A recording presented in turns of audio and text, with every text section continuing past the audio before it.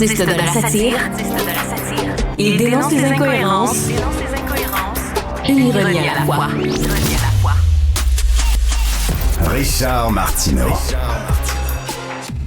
Alors, nous parlons de l'actualité du jour avec André-Sylvain Latour. L'aide médicale à mourir sera enfin élargie. Enfin, Richard, enfin, oui. Ça c'est le bon mot. Ça a été annoncé ce samedi par la ministre responsable des aînés et ministre déléguée à la Santé, Sonia Bélanger, et le ministre de la Justice, Simon Jolin Barrette. Et pourquoi enfin? En gros, là, ce que ça veut dire, c'est que les personnes qui souffrent d'Alzheimer ou d'une maladie neurodégénérative vont pouvoir dire à l'avance, quand je serai à ce stade-là, je veux l'aide médicale à mourir.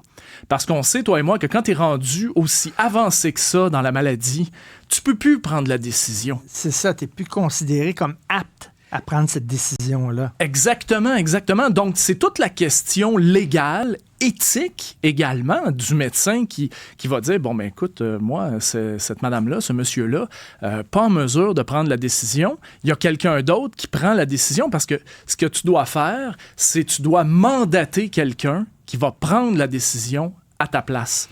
Est-ce qu'il faut que tu aies une maladie qui te mène à court terme ou à moyen terme à la mort? C'est toujours ça la base de l'aide médicale à mourir. Tu dois mourir dans un délai qui est prévisible. Okay. Donc, quand tu es rendu très loin dans la maladie d'Alzheimer, tu sais que ça ne s'améliorera pas. Tu comprends? Mais tu sais, il y a des gens, par exemple, qui ont, je sais pas, la COVID longue, mais des cas là, vraiment très durs de COVID longue, là, ou la maladie de Lyme, où il n'y a pas la mort au bout du tunnel, mais il n'y a rien qu'une très longue souffrance pendant de très nombreuses années. Eux, non, on n'aurait pas droit. Là, pour l'instant, ça ne touche pas ces personnes-là. Ça touche vraiment ceux qui sont atteints d'une maladie neurodégénérative. OK. Puis, donc, à ce moment-là, ils vont pouvoir, comme je te le disais, donner leur dernière volonté, finalement. Leur dernière volonté. Il y a une dame vers qui tous les médias se tournent, Cube compris, pour tout ce qui est de question d'Alzheimer, et c'est Sandra de Montigny, la dame de 45 ans qui souffre d'une forme précoce d'Alzheimer. Oui. C'est sûr que tout le monde veut entendre Sandra de Montigny, et elle était sur toutes les tribunes aujourd'hui pour dire, écoutez, c'est tellement un soulagement pour moi de savoir que je vais mourir dans la dignité. Cette modification à la loi-là va entrer en vigueur le 30 octobre qui vient. Et elle a dit, enfin, je vais pouvoir vivre mes derniers moments avec ma maladie sereinement. Okay. Parce qu'elle a vu son père mourir dans des conditions horribles, qui avait l'Alzheimer. Elle a dit, moi, je ne veux pas me rendre là. Et elle soulève un point également, je pense, qui est vraiment, vraiment très important. À 45, tu sais, d'habitude, t'as l'Alzheimer, t'as 78, t'as 82, t'as 90. Le corps suit moins. Tu sais, le corps est vieux. Donc, tu sais, tu meurs inévitablement un peu de cause naturelle.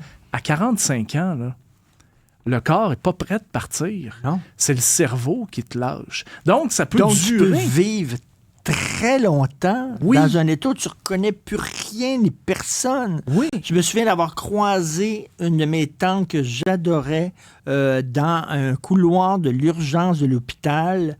Elle avait l'Alzheimer et dans ses yeux, ses yeux se sont allumés quand elle m'a vu, mais elle ne me plaçait pas. Puis après ça, ça s'est éteint et elle vivait dans une angoisse terrible. T'imagines? Tu sais que je connais personne. Exactement. C'est l'enfer. Ils reconnaissent plus rien, ils reconnaissent plus personne, savent pas pourquoi ils sont là, connaissent pas leurs conditions non plus. Moi, j'ai connu quelqu'un qui s'est brisé la hanche. La dame s'est brisé la hanche et ne se souvenait pas qu'elle ne pouvait pas marcher. Donc, elle essayait de se lever, il fallait la contentionner. Il y en a pour qui c'est pas une fin de vie qu'ils veulent avoir. Le truc dans tout ça, c'est que, je te disais, tout le monde se tourne vers Sandra de Montigny pour avoir son opinion. Moi, j'ai voulu savoir, mais le conjoint de Sandra de Montigny, là, lui, va devoir vivre avec la décision. Lui va devoir peut-être la prendre. Ça n'a pas été dit que c'était lui. Donc, j'ai Cybèle Olivier, journaliste à la recherche ici, qui a appelé Mme de Montigny pour lui dire Votre conjoint en pense quoi, lui, de ça? Alors, le conjoint a répondu ça, s'il te plaît, puis je pense que c'est révélateur. Je vais te le lire, si tu me le permets. « Cette mesure nous permettra de vivre sa fin de parcours dans la sérénité et avec une certaine paix d'esprit. Sandra n'aura pas à se battre avec des considérations administratives et légales. Cela nous facilitera grandement la vie. Au moment où les décisions seront prises concernant l'administration de l'aide médicale à mourir, nous vivrons certainement une période émotive intense, mais cela se fera en sachant qu'on respecte la volonté de Sandra. » Et je pense que c'est là la clé, respecter la volonté de Sandra. Tout à fait. Pas de limite à la violence à l'école. J'imagine que tu vas revenir sur cette vidéo montrant une jeune fille de 14 ans se faire battre par quoi? Il était une dizaine à pied, coup de poing, ça n'a pas de sens. Puis elle a été blessée sérieusement. Ça s'est passé, on la voit pour ceux qui nous regardent à la télévision.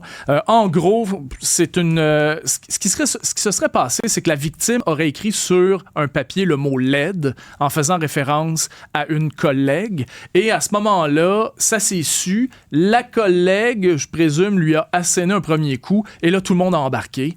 Elle est tombée par terre et tout le monde l'a roué de coups.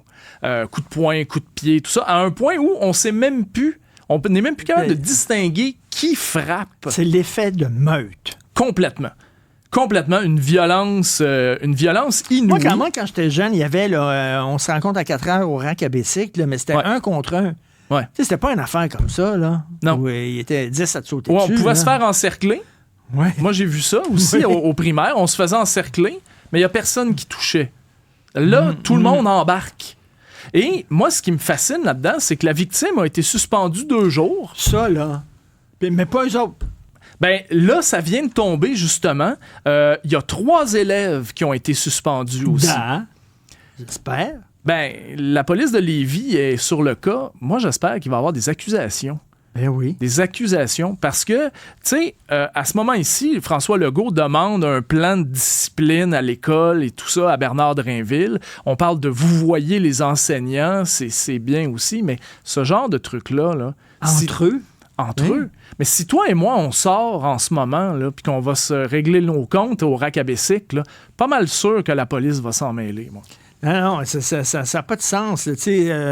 On dit il faut que les étudiants apprennent à respecter leurs professeurs, à respectant eux autres aussi. Là.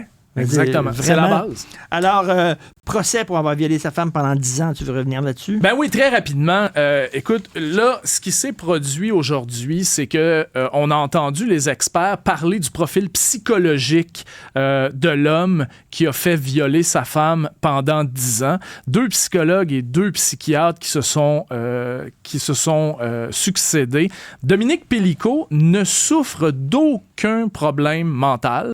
Il y a simplement des fantasmes qui sont obsédants. Et là, il parle ici proche de la nécrophilie. Il y en a un qui a fait le lien avec ça.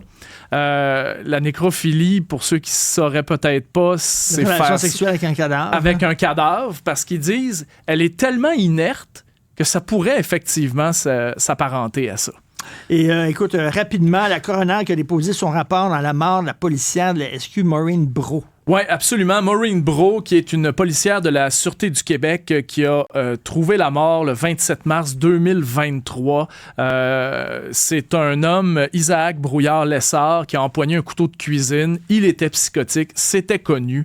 Et là, ce que la coroner Jeanne Kamel dit, c'est, écoutez, pouvez-vous vous parler, s'il vous plaît?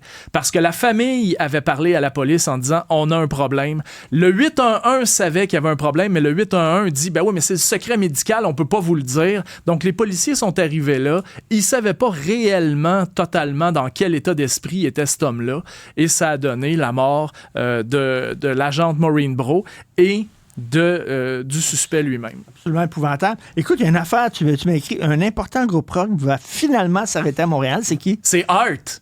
Art? C'est Art, oui, absolument. Ann Wilson, la chanteuse, avait mis fin un peu à la tournée Royal Flush parce qu'elle avait une tumeur cancéreuse. Là, elle va mieux. Elles vont venir à Montréal, Art. He's a Genre, magic man. Oui. J'adore Art. Et la voix de cette femme, Elle je sais est pas si elle a incroyable. encore la voix C'est pas qu'elle perdu. avait. Ah non, super. Merci beaucoup. Jean-Philippe Leroux à la mise en onde. Merci énormément. Maximile Sayer à la recherche et aussi le gardien du temps qui me fouette quand je dépense, c'est-à-dire tout le temps. Merci beaucoup à vous. Et n'oubliez pas, demain, 6 h, demain matin, le roi des ondes vous attend, Mario Dumont.